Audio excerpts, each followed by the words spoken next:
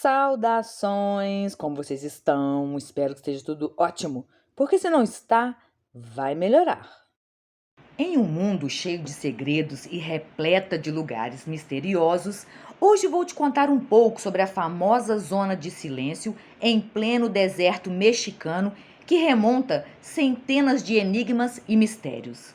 Há quem afirme existir uma estranha área localizada na reserva da biosfera Mapimi, entre um deserto compartilhado pelos estados de Durango e Chihuahua, nomeada como Zona del Silêncio.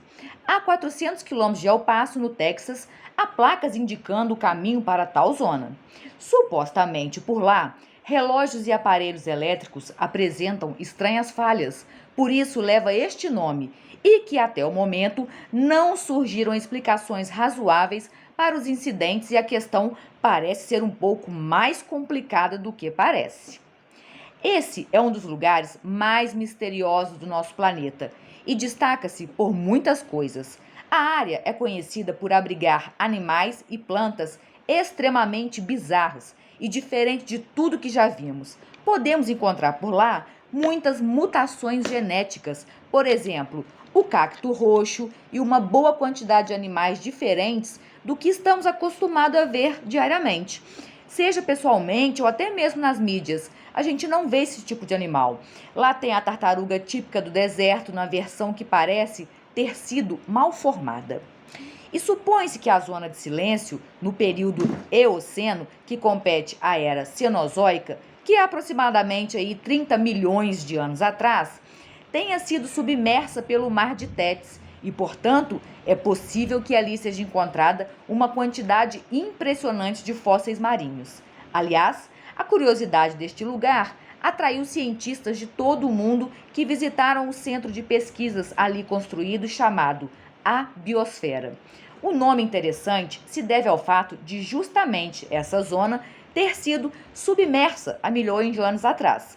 Numa determinada área da zona de silêncio se torna um grande mistério, pois no interior da mesma, as ondas de rádio, por exemplo, não flutuam, viajam por meio do ar, ou seja, é uma espécie de zona escura. Além dos sinais de rádio, os de televisão, ondas curtas, micro-ondas ou sinais de satélites não penetram na zona de silêncio. Daí o lugar ter sido batizado pelos pesquisadores justamente de Zona do Silêncio. Este trecho de 50 quilômetros de terra recebeu este nome em 1966, quando a empresa petrolífera Pemex explorou a área. O líder da expedição, o engenheiro Augusto Harry de La Penha, ficou extremamente frustrado porque não conseguia obter um sinal de rádio. O engenheiro e sua equipe não conseguiam se comunicar porque os seus walkie-talkies não funcionavam e os rádios portáteis emitiam sinais extremamente fracos.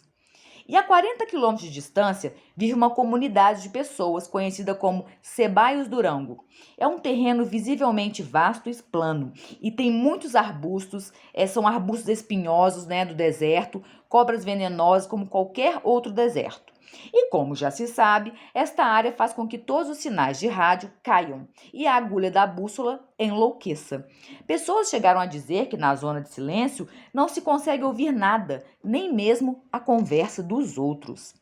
E posteriormente, em julho de 1970, a atenção das autoridades e das pessoas em geral começou a se voltar para aquela parte do planeta, pois a base militar dos Estados Unidos, perto de Green River, em Utah, disparou um míssil de teste norte-americano, apelidado de Atenas, e na direção de White Sands, no estado americano do Novo México. O míssil perdeu o controle e, em vez de pousar no alvo pretendido, teve a sua rota inexplicavelmente desviada do traçado original e continuou 400 milhas ao sul. Aparentemente, perdeu o controle e espatifando-se na zona do enigmático deserto Mapimi, no México, repleta de fatos estranhos e excêntricos, como já estou falando aqui. E quanto ao motivo pelo qual o míssil saiu do curso, ninguém sabe ao certo. Pode ter sido erro humano ou equipamento defeituoso, diz Andrea Caus, porque ela fez a sua tese de doutorado sobre a reserva. Bom, o que atraiu a Andrea a fazer a tese de doutorado uma vez que ela pesquisou antes, né, obviamente, e então ela se interessou.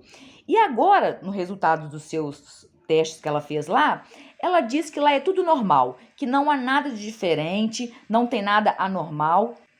Não é à toa que ela foi lá pesquisar, né? E na hipótese que realmente nada tem de diferente, mas se tivesse, acha mesmo que ela ia abrir a boca? Imagina milhares de pessoas indo até lá, aí vai danificar, né, o lugar. Então eu acho que alguém como ela fica sob a responsabilidade de declarar essas coisas. E assim, ninguém vai para lá. E enquanto isso, eles continuam pesquisando, guardando informações, né? Porque veja bem, ela viu essa área aí. Aí resolveu fazer uma tese de doutorado sobre a zona de silêncio. Então, ela já ficou meio ali pensativa nessa questão. Poxa, tem coisa diferente lá, vou lá nesse lugar. Aí depois que ela fica meses e meses lá fazendo os testes e tudo, ela fala: ah, não tem nada diferente aqui, não tem nada de anormal. Bom, muito esquisito isso, não é mesmo? E é óbvio, né, que ela pode muito bem, né, ter sido incumbida aí de falar que lá não tem nada, para as pessoas não ficarem indo lá, né, estragando as coisas, estragando o terreno.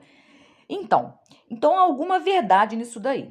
No caso do míssil, né, os responsáveis eles teriam levado mais tempo do que o habitual para encontrar os fragmentos, porque as bússolas e relógios não funcionavam ali na região, né, como deveriam funcionar. Então, quando o foguete ele foi encontrado, após 3 semanas de intensa busca, uma pista de pouso foi construída para transportar os destroços. Bom, toda a operação foi muito secreta, consistente com o bom senso governamental e ninguém foi informado ou questionado. Contudo, a natureza secreta da operação já gerava ali rumores entre os residentes, porque quem mora por ali viu, obviamente.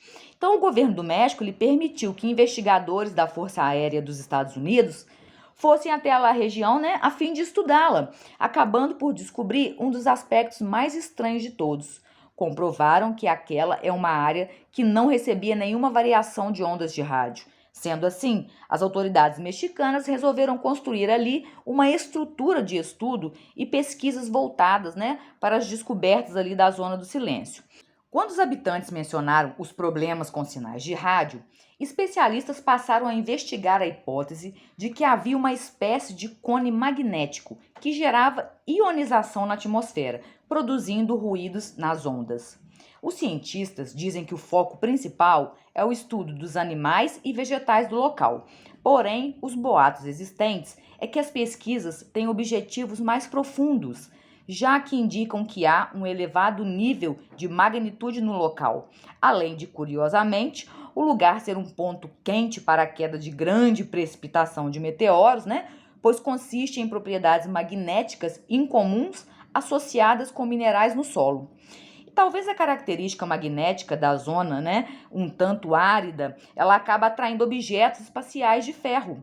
Então, os pesquisadores de vários cantos do mundo teriam que descobrir se o fato se dá por conta de minérios magnéticos naturais ou contaminações milenares de meteoritos, né? Ou seja, eles têm que pesquisar se é porque os minérios dali, né, do próprio solo, têm uma diferenciação ou se esse magnetismo ele tenha sido contaminado por algo que caiu do espaço, né?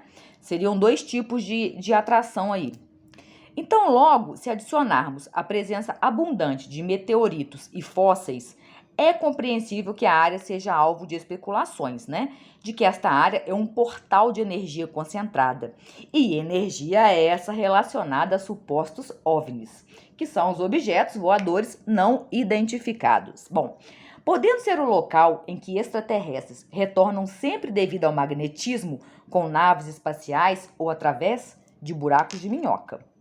O imaginário mexicano ele vai longe mesmo, né? Pois estes rumores de atividade celestial e avistamento de OVNIs já são populares por lá há muito tempo. Os idosos que residiam perto do local ainda lembravam de criaturas estranhas e incomuns, com aparência humana vistas ali naquela área.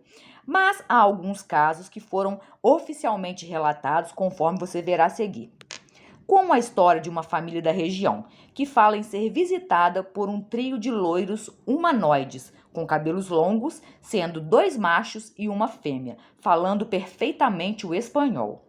E os visitantes, então, eles pedem água, nunca comida ou algo diferente.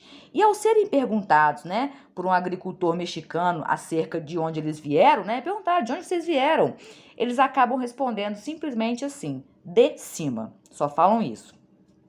E em mais um desses relatos, que contam um casal também de exploradores, o Ernesto e a Josefina Dias, eles dirigiram até lá em sua nova picape Ford, lá em 13 de outubro de 1975.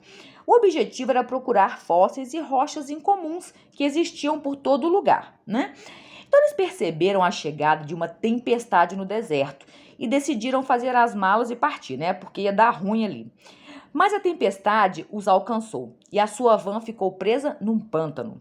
Enquanto eles estavam ali desesperadamente, né, para tirar a van da chuva, então a tempestade alcançou, né, a van e eles ficaram presos. E enquanto eles tentavam desesperadamente tirar a van da chuva e ali do pântano, né, no meio da lama, aquela confusão, estranhos se aproximaram deles acenando e querendo ajudar. Eles eram, assim, excepcionalmente altos e usavam capas de chuva amarelas.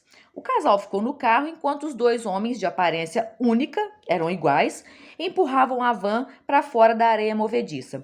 Quando o marido saiu para agradecê-los, eles haviam desaparecido. A dupla desapareceu ali em questão de segundos, né? Bom, outro relato que afirma, tá, que 2 fazendeiros na área viram um veículo pairando acima do solo e mudando de cor. Eles dizem que viram 2 seres humanoides saindo do veículo e estavam brilhando estranhamente. Então eles ficaram ali com tanto medo que fugiram o mais rápido que podiam. Verdade, no entanto, é que apesar de parecer imóvel, esta zona não tem um local exato e isso explica o surgimento dos mitos. As pessoas mais habituadas com a região costumam oferecer excursões para turistas, né, prometendo ali experiências paranormais. Então, com isso, né, surgiu um fluxo diário de pessoas que iam até lá em busca de OVNIs, energias.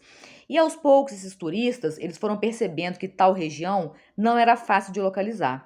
E a tese do cone magnético deu lugar a um novo argumento de que essas mudanças, né, ocorram em razão das mudanças climáticas ou que outros pontos de silêncio se movam a esmo aí através do deserto.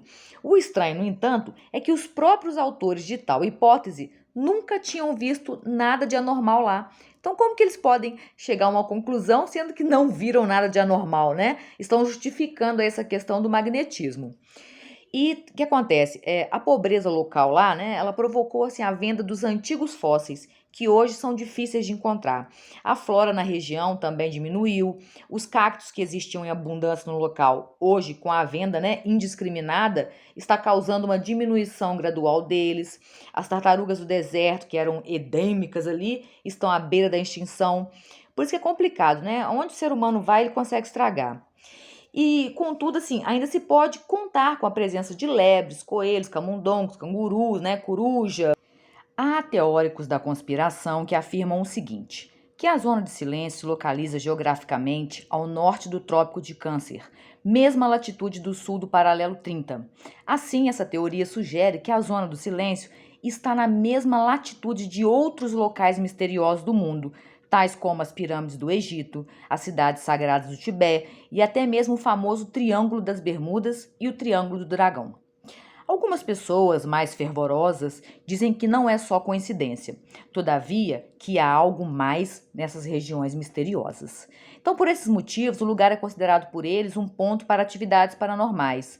Fazendeiros que vivem próximos ali à zona afirmam que viram luzes estranhas pairando pelo local. Essas luzes ainda permanecem, né, sem explicações lógicas, mas podem tratar-se de um fenômeno atmosférico na região causado pelas anomalias presentes ali.